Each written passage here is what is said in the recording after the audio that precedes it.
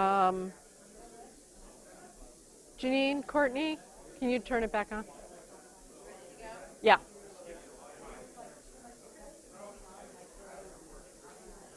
Okay. We'll resume.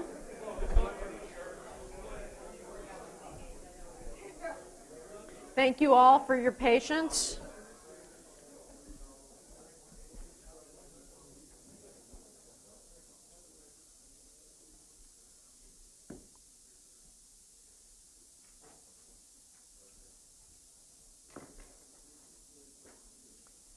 Did I break too soon for you?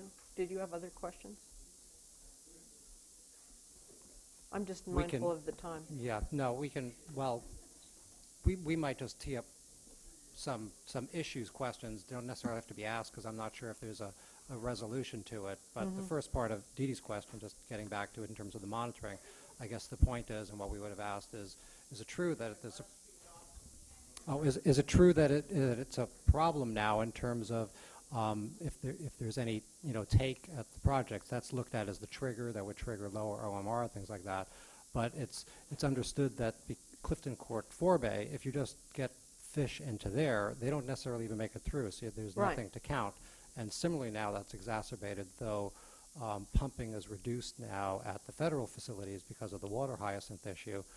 I wanted to ask about the water hyacinth issue because I know that has an impact and I didn't. Yeah, and that cuts both ways. There's, of course, more pumping now going on at the state facilities, which can be a problem in some ways in terms of what fish might be accessing. That wouldn't necessarily make it to the federal, but the concern is that with all the water hyacinth there, that's also creating a better situation for predation and things like that. So you're also not necessarily going to see any of the fish actually appearing in the pumps because they're simply not making it there. So I guess it's just now there's nobody, well, the next panel can respond to that. It's the caution or concern that whatever we pick up at the pumps isn't necessarily telling the whole story. It's about what is perhaps getting predated and doesn't even make it to the pumps that we're also considering in our... what's getting predated, is predated. that a word? Preyed on more because of the lower outflow?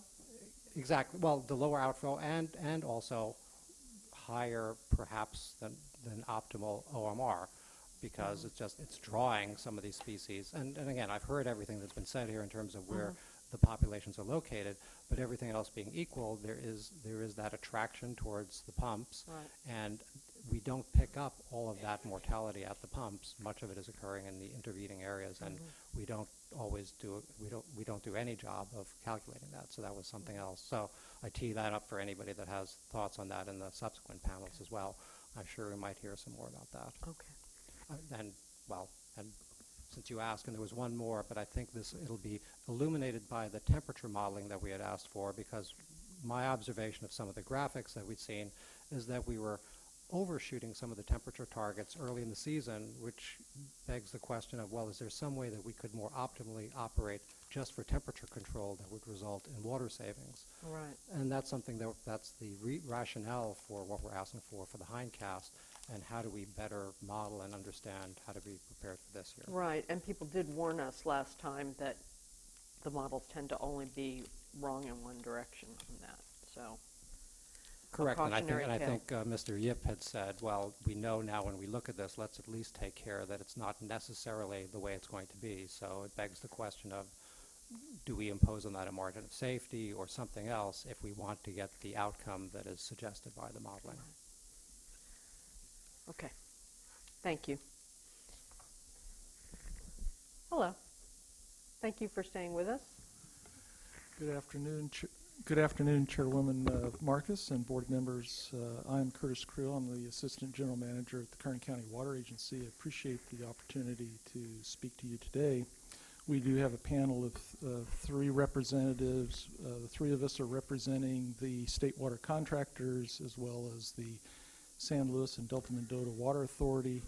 Between the contractors and the authority, we represent 56 public water agencies from Northern California, the Bay Area, San Joaquin Valley, as well as Southern California.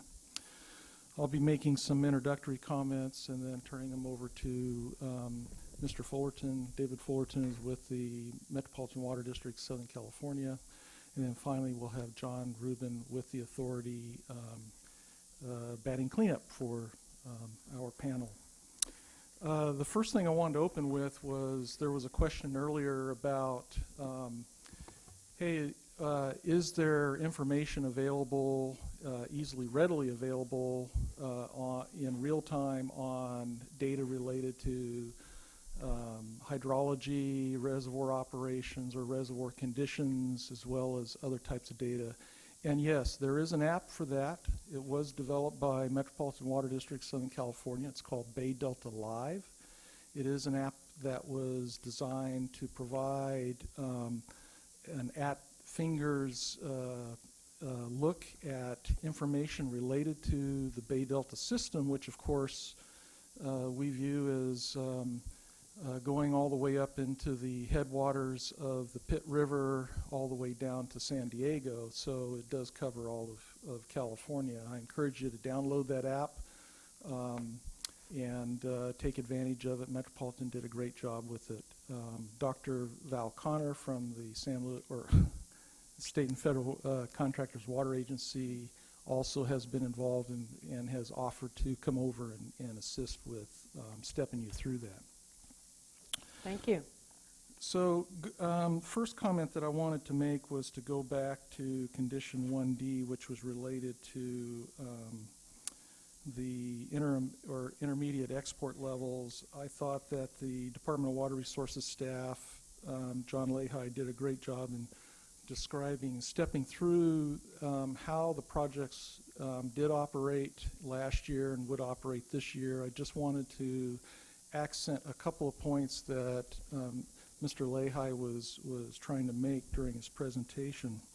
The first point is that fishery protection is defined by many parameters. Mm-hmm. It's not just about outflow. It's not just about exports. Mm-hmm. He had pointed out export to inflow ratio, the old and middle river flow conditions, river flows, upstream river flows, as well as temperatures, as well as in-delta water quality, i.e. turbidity.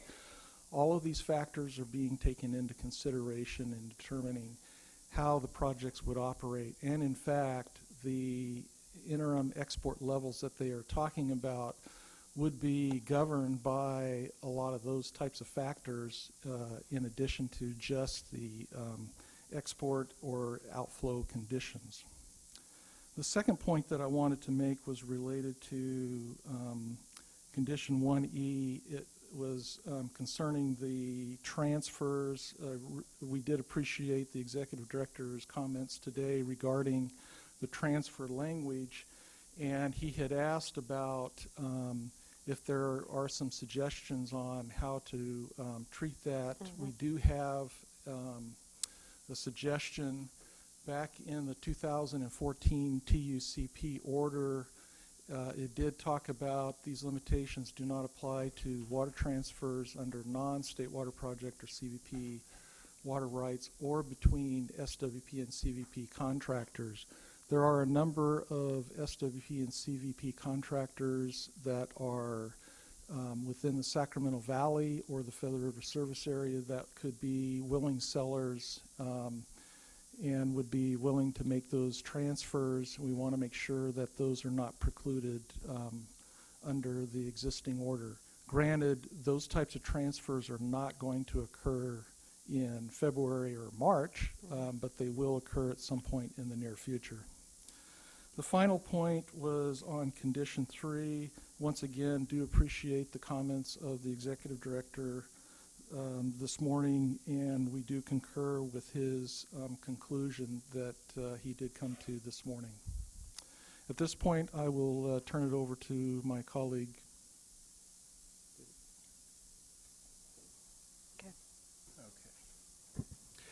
Yeah, I'm David Fullerton with the Metropolitan Water District. I'm a principal resource specialist. I spend a lot of my time working on delta smelt and longfin smelt issues. I'm not really a salmon person. There's so many of those. I thought I'd specialize somewhere else. So I do have a little bit of material on salmon, but mainly I'm going to be talking about the impacts of the intermediate level versus the TUCP order as it's currently written. for those two species, and I'll talk a little bit about salmon. Okay, it's been an interesting year on the entrainment salvage front for Delta smelt. After we took 0 adult smelt last year, which was great, this year was more challenging. We had, of course, our big storm in December, and we have early warning monitoring going on from Fish and Wildlife Service that has been very helpful this year. But my main point is that we had a challenge in December. I think we managed our way through it. Basically, the fish agencies, the water projects, and the contractors were all in constant discussions. And we did have some salvage around the turn of the year, around New Year's, plus or minus. And then it subsided, and that's one of the main points I want to make. You get Delta smelt salvage under basically the confluence of two conditions: high turbidity and high negative OMR. I've actually created a model of this. And in fact, the two factors are multiplicative. So if you have high negative OMR but the water is clear, it doesn't necessarily mean you're going to have a lot of salvage of smelt.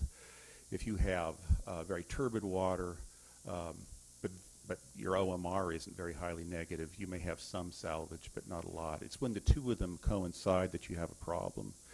And so what the projects did preemptively this year was to cut their OMR so it was less negative than they were otherwise entitled to pump. And it did seem that in doing so, they not only cut the OMR, but they cut turbidity as a problem. And so we kind of managed our way through it. The problem subsided. There hasn't been a smelt taken since January 7th at this point, which is about a month and a half. We just had another storm a couple of weeks ago, and it's presenting, I think, somewhat similar issues. I'll move on to the next graph here. You can this kind of illustrates what I'm talking about. If you look at the bottom graph, you can see that associated with these storms, which includes a lot of runoff and also high winds, you can get these spikes. Holland Cut is along Old River, just south of Frank's Tract. And you can see that you get a high turbidity there, but then it relaxes. Then the water starts settling out and starts becoming clear. So in a sense, the salvage crunch point is right after the storm. It's the couple of weeks after the storm. That's when we're really worried about salvage. And that's when we need to be aggressive in managing things. And that's exactly what happened this year. And I think the cooperation's been quite successful. But the point, for purposes of the TUCP, though, is that by the time the TUCP would possibly come into place, we've exited that kind of danger, that high-risk zone at that point. The system is dried out, the turbidity has settled out, and it would be extremely surprising to have significant salvage under those conditions. Is that because they're hanging out wherever they are as opposed to moving? Or is that overly simplistic? This is actually an area of some debate. There's, I think, some agreement, some debate. The question is, are smelt kind of migrating and then they stick around until they lay their eggs? My view is that they stay within the turbidity cloud. And so if the cloud starts receding, they're going to head back downstream, provided they haven't laid their eggs yet. And we saw that this year. After the initial storm, we were catching a lot of fish or Fish and Wildlife Service was catching a lot of fish at Jersey Point and Prisoners Point as well on the San Joaquin River. But after things started settling out, the turbidity started dropping, those fish disappeared. We went several weeks without catching any fish there. With this new storm, they're back. The smelt are back at Prisoners Point in particular, but also we're catching occasional fish at Prisoners Point. And so we know that they're in the lower San Joaquin, but again, in my view, as long that they're not going to move outside that turbidity cloud. And so you heard from DWR and the Bureau that a lot of the focus, the management right now is to keep that cloud at arm's length from the pumps. And I'm assuming that they're going to be successful in that. And then as the turbidity drops, I expect the smelt to move away again, farther downstream. So, I mean, the main point is that, yes, there are periods of high risk of salvage for delta smelt, but the TUCP conditions are generally going to be periods of very low risk of salvage and entrainment. Although I certainly recognize that entrainment and salvage aren't the same thing. Okay. I just would like to kind of second what Mike Chitkowski mentioned from the Fish and Wildlife Service, which is that, I mean, historically, no one has ever been able to find a flow relationship with winter-spring flow for delta smelt. And this is, you know, based on data sets going back to the 1960s that it's just can't find anything. A new correlation, you know, has emerged in the MAST report, but it's people, you know, are giving it appropriately high levels of caution, and so I think we need to consider how much weight to give it when it hasn't been vetted, hasn't been reviewed. We have a list of issues in our letter that we sent to the board that you could look at if you're interested. Well, I'm presuming this is going to become a big issue in our Bay Delta standard setting. Yes, I mean, yes, certainly it's an appropriate analysis to continue to study, but it's very fresh and hasn't had much chance for review. Uses a relatively low number of data points, and believe me, I do a lot of correlations. The fewer the data points, the easier it is to get a correlation. Okay, my next one is I want to talk a little bit about longfin salvage or longfin entrainment issues. I concur with what Carl Wilcox said, which is basically that there doesn't seem to be a significant risk for longfin. This is the results from the first larval study. Unfortunately, the second and third surveys aren't up on the web yet, but according to the Smelt Working Group notes, the distribution is roughly the same over the last two surveys as the initial survey. And you can see that they're mostly downstream, kind of from the confluence down into Sassoon Bay and Sassoon Marsh. So they're quite a ways away from the export pumps. And as I say, I think the last two surveys have had similar results. I would also say that we've commissioned, along with Cal Fish and Wildlife, have commissioned Jim Hobbs from UC Davis to be doing additional studies of longfin, looking for longfin larvae farther downstream. And he's found larvae in the Napa this year, as well as the Petaluma River. So they are spawning quite a ways downstream, and the pumps are kind of beyond the they appear to be way up there on the edge of the distribution. Okay, then there's the question of outflow, which I think this is one that we always come back to because longfin does have an X2 correlation, and so the question would be, you know, does some extra outflow provide more support for longfin in a year like this than less? And I've spoken to the board on this issue, I think, several times in the past, and a lot of it comes down to kind of mechanism. We know that we get a lot higher numbers of longfin smelt in wet years than in dry years. But then the question is, what is that? Why is that? And is it something that modulating, you know, outflow at this point in time is going to do much about? If the cause is we're getting a lot of organics coming in off the fields upstream, we're getting suspended sediment, we're getting higher flows in the Napa River, Petaluma River, all the side rivers, or maybe we're even just attracting more longfin from the ocean in wet years to come in and spawn here. But, you know, depending on what the actual mechanism is that makes wet years so good, that would determine whether you could actually manipulate population using outflow or not. And we've been looking for mechanism for 30 years without finding it. And so, you know, there is a correlation, but whether we would actually see a difference in abundance at these, you know, changes in flow levels, I think it's unclear, and that's what So Carl. you mean it's a question of the scale of what we're talking about here, or whether it would make a difference versus big swings? Yeah, those are both both of those come into play. Relatively small change in flow, even if it was causal, maybe you would never see it because it's too small. You know, unfortunately, we don't have a control group to be able to compare. So this is the famous control delta Yeah. that everybody wishes they right. had. This is right, exactly. If we had two deltas, then we could fool around with it a little more. But you know, we're trying to infer what's going on without knowing what would have happened if we didn't do what we did. So small signals are very hard to detect in the system. Which is why I think it's so important to continue to search for mechanism, because if you understand the mechanism, then you have more confidence. Just having a correlation, I think, makes your conclusions uncertain. And there's a couple of quotes here, I think, that make that point.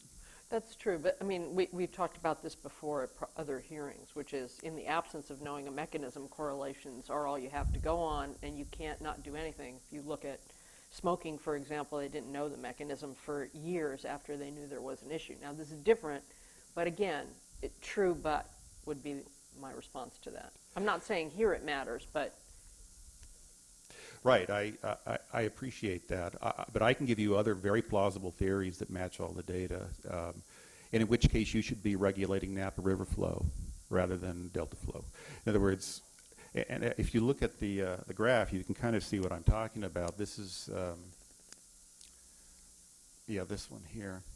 Work that, I keep jumping around it, work that Lenny Grimaldo did in the last 2 years, and also the work that Jim Hobbs is doing this year, is suggesting that that longfin are spawning much farther downstream than we've previously thought, and that they're going to the side rather than going way upstream. These are very small fish in those green dots. They were hatched way down there in a dry year. It could well be that the flow relationship is caused by flow coming in from the sides of the bay rather than down the axis of the bay. So, if it didn't cost anything to boost releases, I'd say go for it. You might as well try it. But there is a cost to boosting these flows way up. Okay. Then I think I have one more slide. Okay, and I'm not, as I say, I'm not as familiar with this, and if you have questions on this, I'd probably want to defer to Sheila Green, or we could provide comments in writing. But basically, these are two graphs of salmon catch in the various trawls, beach seines, different trawls. And this is where they are now? Let's see. Well, it's December to November to February 5th. Okay, as of February 5th. All right. Yeah, so it's 10 or 12 days out of date here. But you can see that the great majority are kind of in the north delta along this classic arc that comes down the Sacramento River and then down to the confluence. And so, as in the case of delta smelt, it's not clear that 3,200 versus 1,500 OMR is going to lead to really any significant problems for these fish. Can you just explain, because maybe I can't see it, what's the difference between young of the year and older juveniles? What does young of the year mean? Yeah, this is where I wish I knew more about salmon. I'm not sure what the difference is. Looking for a There must salmon be a guy. size class of some sort. I'm just not sure how to look at each of those two, because they're different. I think that young of the year is going to be your smallest ones, but I'm not sure what the size differential is here. Hmm?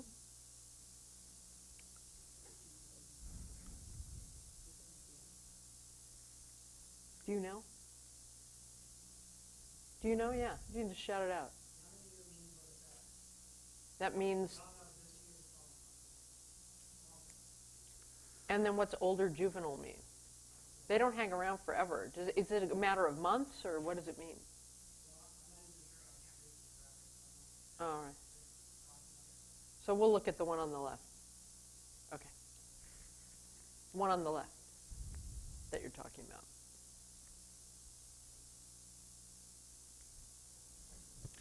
So that's all I had. Okay.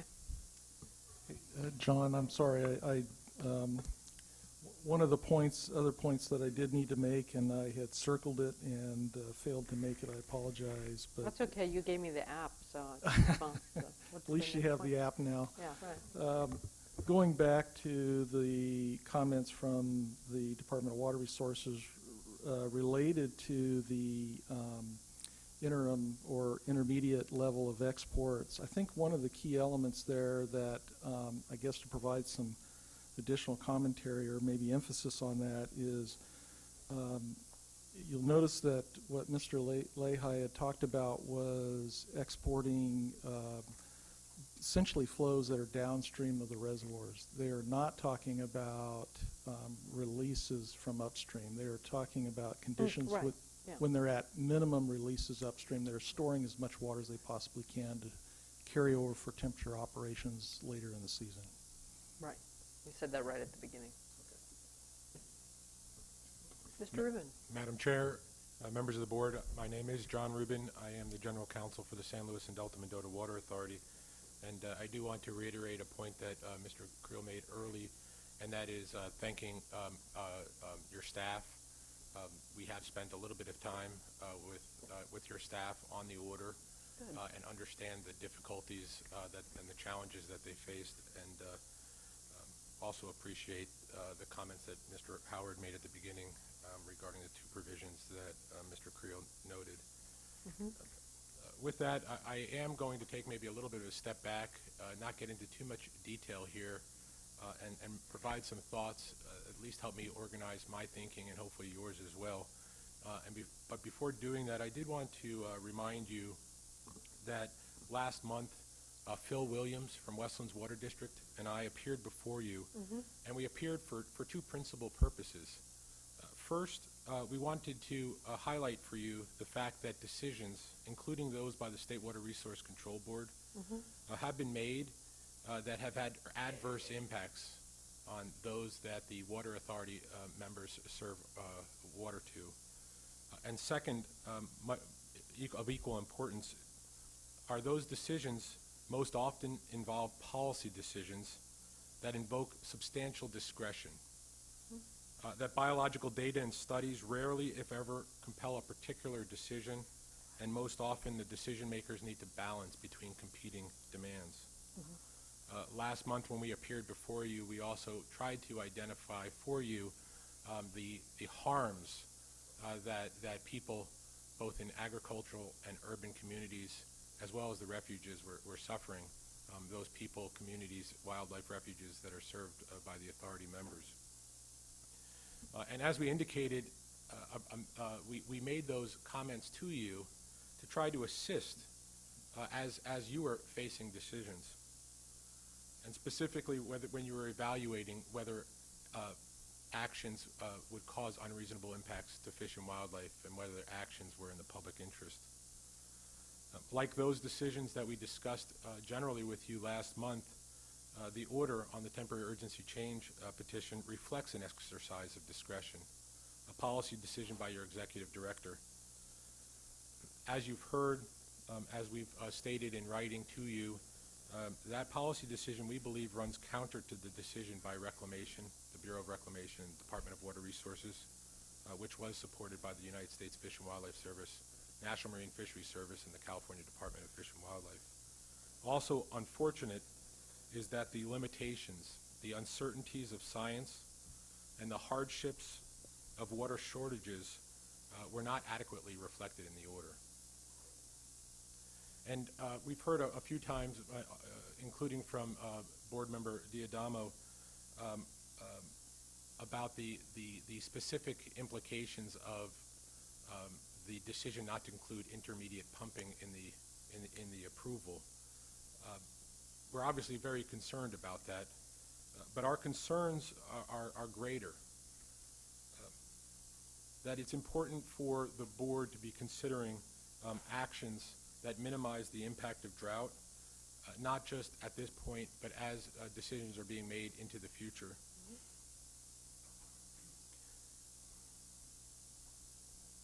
Now, turning to specifically the question that's before you, I do want to reiterate from our perspective and on the intermediate pumping question that's not an issue about stored water.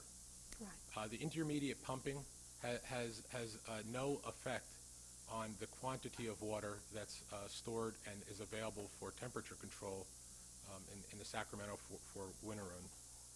The real question is whether the board supports the request to take advantage of opportunities, water that's flowing below the dams, opportunities to provide water to the people, the communities, and the wildlife refuges south of the Delta.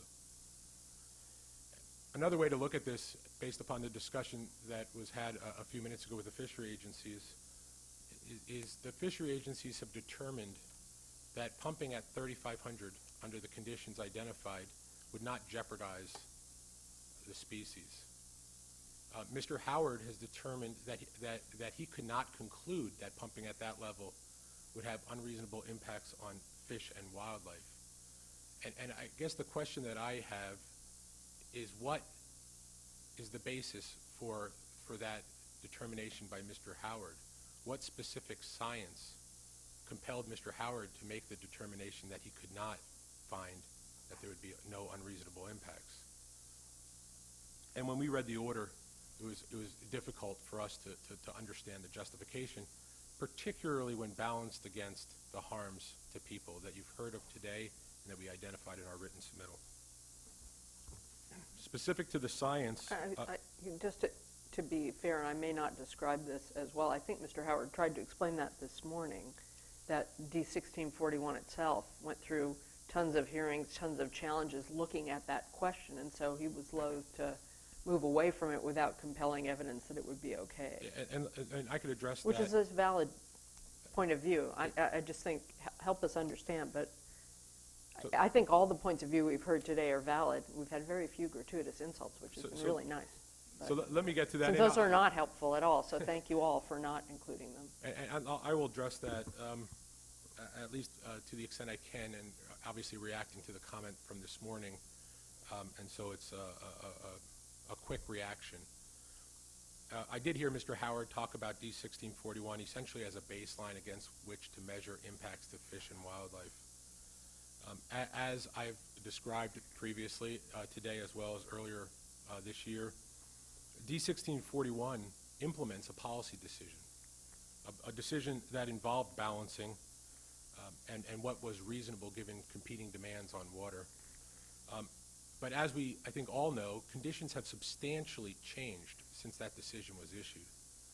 And I'm not certain if it is the proper baseline, and I'll provide you with an example. This afternoon, I did go back and take a look at the environmental document that was prepared by the State Water Resource Control Board to support D1641. And in that environmental document, it describes the water supply impacts caused by D1641, or specifically the alternatives that were being considered by the board at the time. And across the board, the environmental document shows in critically dry years that there would be significantly more water south of the Delta. And just to demonstrate this, for the San Luis unit, so for water districts on the Central Valley, in the Central Valley project that are agricultural water service contractors, the environmental document to support D1641 shows that those contractors would receive somewhere between 450 and 550,000 acre feet in critically dry years. And as you know, this year those contractors will receive no water. And so there is a point, I think, in terms of a reference for D1641, but to me it demonstrates the balancing that was struck back then has played out very differently than contemplated. Let me turn back and have a few more points here. Mm-hmm. I did want to talk a little bit about the science and underscore that in the question about intermediate pumping, the science doesn't control, it doesn't compel a particular decision here. The science doesn't lead to conclusive findings that there would be adverse effects, no less unreasonable effects on fish and wildlife if the State Water Board were to approve the intermediate pumping, or for that matter, pumping at levels higher than the 1,500 minimum. Science does not consider the specific effects of the intermediate pumping during the current conditions or anticipated conditions. Science on hydrodynamic effects of pumping, on entrainment, on salvage, all of that science has a degree of uncertainty, and I direct you to the science program report that was prepared for your phase 2 of the water quality control plan, and specifically the interior delta flows and related, stressors workshop. And in that report, it does a very nice job underscoring the uncertainty. And I'll quote to you 2 provisions. On page 14 of that report, the authors wrote, "The relationship between water exports and juvenile salmon entrainment remains uncertain." And similarly, on page 55, the authors wrote, "The link between salvage and entrainment and between entrainment and population level effects on delta smelt also involve considerable uncertainty." I need to interrupt you on this. So we've been talking about the different standard that we need to use. So could you, with respect to the information that you've, from the information from the report, can you help us to sort out those statements in the context of our standard? Because you refer to entrainment, and when I hear entrainment, that makes me think of a ESA standard as opposed to unreasonable impact standard. Absolutely. So I'm focusing on 2 standards that apply. First, the unreasonable impact on fish and wildlife, and second, the public interest, whether the proposed changes are in the public interest. And point that I'm trying to make, Board Member Diadamo, is that when you have science that does not dictate a particular result, and the science that may apply generally has a high degree of uncertainty, that should play heavy in a determination of whether there's unreasonable impacts. So you may look at the science and say there could be an effect, there could be an entrainment, but the reality is what the science is saying, at least the way I read it from the reports from scientists, is that the risk of that entrainment, there's uncertainty associated with it. And so when you're looking at whether you can find that there's unreasonable impacts, that should weigh heavy in a determination. And likewise, whether it's in the public interest. I also want to make one other point, and you did hear this from at least one other panelist, is I did not find any consideration in the order of the potential effects of the CVP and SWP, particularly the intermediate pumping level, in the context of all of the other stressors. Likewise, I think that plays in terms of whether it's unreasonable impact or whether it's in the public interest to allow for this moderate increase in pumping. The science, with all of these limitations and uncertainties, must be balanced against the impact to people caused by shortages in Central Valley Project and State Water Project water to those within the community south of the Delta. And again, this balancing is critically important in both of the prongs, whether it's unreasonable impact or whether it's in the public interest. As we've written to you and heard loud and clear, I hope, today, the impacts of shortages are real. They're measurable and they're substantial.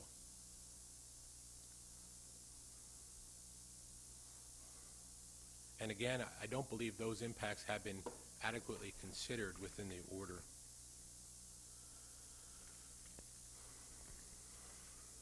So let me conclude. We hope that when balancing the information provided by the Water Authority and the state water contractors and information that you've heard from others, that you will conclude that exports could increase over that approved within the order without an unreasonable impact on fish. We do believe exports above the levels approved in the order are in the public interest. The scales tip in favor of increased opportunity to capture water for the urban and agricultural communities and the refuges south of the Delta. That uncertain science on impacts to fish is far outweighed by the benefit the water will provide to people and the refuges. I do want to address one last point, and that is there was some discussion today about whether a change in the order will have a change, will cause a change in the allocations that the Bureau of Reclamation or the Department of Water Resources make to their contractors. And I don't know if that's the right question. In my mind, it's not. To me, the question is will there be more water moved south of the Delta? Given the situation, that water, if it's moved, will be put to beneficial use.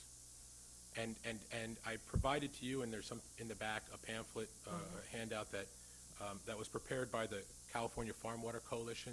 I think it does an incredible job in very concise manner demonstrating the power that even a small quantity of water provides to the agricultural community. When we spoke earlier this year, we identified the benefits to the refuges and urban communities as well. But that's the way I look at this. It may be a relatively small amount of water, but every drop will be put to beneficial use. And even the quantities that we're talking about, a 5 or 10,000 acre foot amount south of the Delta, will produce substantial benefits. And so with that, we respectfully request that the board immediately revise the order to allow for intermediate pumping.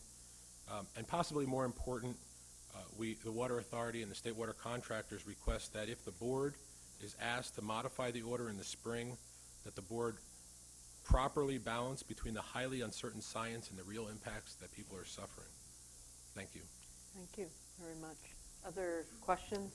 I have a question, but maybe it's more along the lines of a suggestion. I do think that the allocations matter. And the reason I think that they matter is because it's really difficult to hone in and get a sense of the targeted impacts. If we look at 95% mortality, if we look at cold water impacts, then we start to get in this zone of, wait a minute, we're supposed to be really focusing on the increase or decrease. I guess outflow wouldn't increase as much, and what the impact would be as to an unreasonable impact on the species and the estuary. And I've been trying to get our staff to really focus and on the water supply or the water supply benefits. I don't think we did a good job at all. All we say is that these were the allocations last year. We don't know what it's going to be this year, so we can't really tell. I think the allocations are important because it gives us something to focus on. And then once we get that additional information, and it may be such a modest amount of water that it wouldn't make a difference in the actual percent, but I have a sense of where that water would go, but I don't know that the whole board does. I'd like to know, well, for example, with increased water, there'd be a priority for health and safety. So a lot of the communities that came out here today, some of them may not benefit at all because they're already getting health and safety water, or maybe it couldn't be delivered to them. They're stuck with groundwater. But there might be other communities that could benefit. And then the next level, I suppose, I don't know the answer to this, but I suppose it would be the exchange contractors sharing with the refuge allocation. And perhaps, I guess there's some argument there about, which one gets priority. But I think that'd be the next level. And when you look at refuge impacts or benefits, I think that Rick Ortega did a really good job talking about not just the refuge, but also groundwater supplies and the impact for a lot of these same disadvantaged communities. Exchange contractors, and maybe we're going to hear from the exchange contractors later, but once they get over a certain percentage, they can start to move that water. And the transfer market, once that water's south of Delta, it'll find its place to where it's needed the most. And so I think allocations matter, or if we can't get to the better answer on what the allocations are, at least to give us a better sense to target where that water would go. And maybe I overstated or I wasn't clear. I don't disagree. I appreciate your comments. My point was, if what you were looking for was whether intermediate pumping is going to change the percent of water allocated, I think that's a difficult for me to focus on that, because you have incremental impacts. And my point was whether a change like the one that we've asked you to make, including the intermediate pumping, results in 10,000 acre feet, whether that may not translate to a change in an allocation. My point being is that 10,000 acre feet will be put to beneficial use address, even if it's a small degree, the impacts that you've heard today. And so I don't disagree with you. Thank you very much. Thank Let's move you. on to the next panel. Thank you for your patience. Now we have a panel from San Joaquin County and the Delta.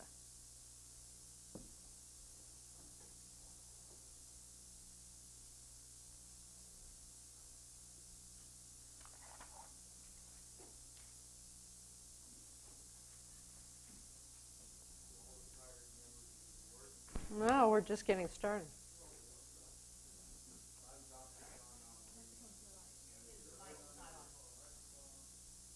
Thank you. I'm Dante John Nomalini. I'm manager and co-counsel for the Central Delta Water Agency.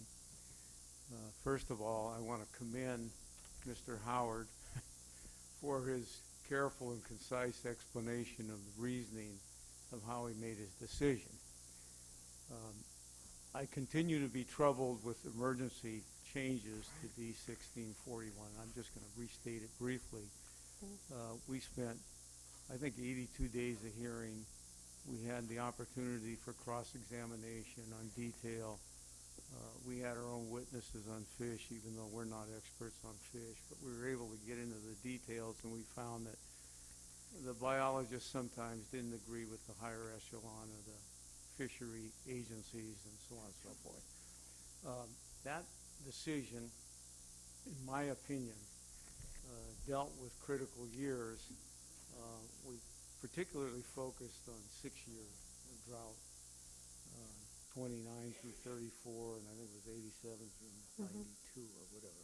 I forget now the exact number of years, but it wasn't a situation totally unlike what we're experiencing now. And I see we're making a strained connection to a longer term.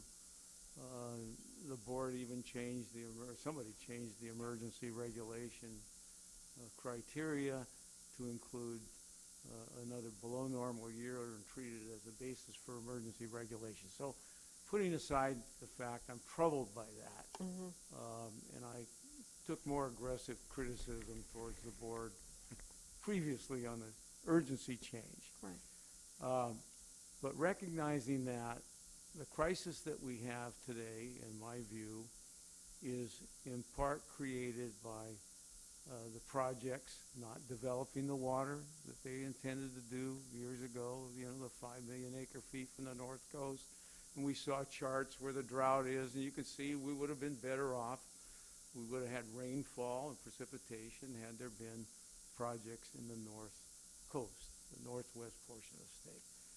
Not to revisit that, it's gone, it's passed, but that's the reason we don't have, one of the big reasons we don't have sufficient water to take care of all the demands. The other thing is the projects have not been operated to meet the D1641 water quality control requirements, or the standards, over a series